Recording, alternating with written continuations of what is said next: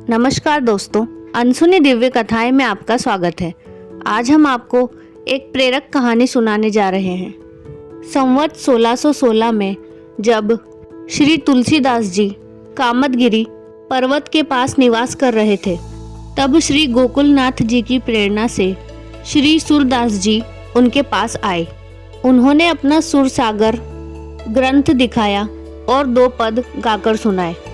तुलसीदास जी ने पुस्तक उठाकर हृदय से लगा ली और भगवान श्री कृष्ण की बड़ी महिमा गाई। सूरदास जी अनन्य कृष्ण भक्त और तुलसीदास जी अनन्य राम भक्त थे। दोनों खूब अपने अपने प्रभु के गुणगान करते थे। दोनों अपने अपने प्रभु के एक से बढ़कर एक पद सुना रहे थे। भगवान के सभी नामों का एक सा महात्म्य है, परंतु कभी कभी संत और भगवान के बीच में विनोद हो जाता है। दोनों संत अपने अपने प्रभु के नाम का महात्म्य बताने लगे। निश्चय करने के लिए एक तराजू लाया गया।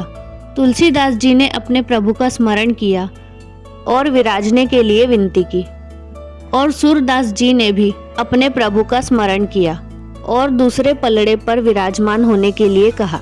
दोनों के इष्ट गुप्त रूप से विराजमान हो गए। तुलसीदास जी वाला पलड़ा भारी हो गया। अब सूरदास जी को बड़ा दुख हुआ। वे कहने लगे कि बेकार में ही श्री कृष्ण के चक्कर में पड़ गए। उन्होंने तो हमारी नाक ही कटवा दी। अब हम उनका भजन कभी नहीं करेंगे। सूरदास जी ने पद गाना छोड़ दिया तो श्रीनाथ जी से रहा नहीं गया। प्रभु श्रीनाथ जी सूरदास जी के सामने आए और उन्हें मनाने लगे। फिर सूरदास जी ने कहा कि आपके नाम का पलड़ा तो हल्का पड़ गया और मेरी नाक कट गई।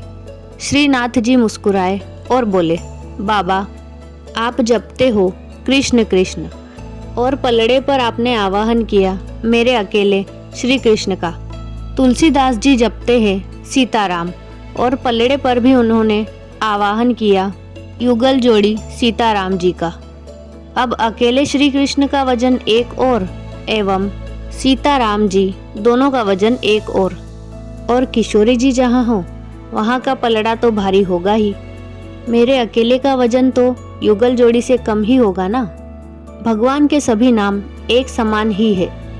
सूरदास जी समझ गए कि यह तो केवल हास्य लीला है। दोनों संत गले मिले। सूरदास जी का हाथ पकड़कर गोस्वामी जी ने उन्हें संतुष्ट किया और श्री गोकुलनाथ जी को एक पत्र लिख दिया। 7 दिन सत्संग करके फिर सूरदास जी लौट गए। तो दोस्तों, यह थी आज की हमारी प्रेरक कहानी।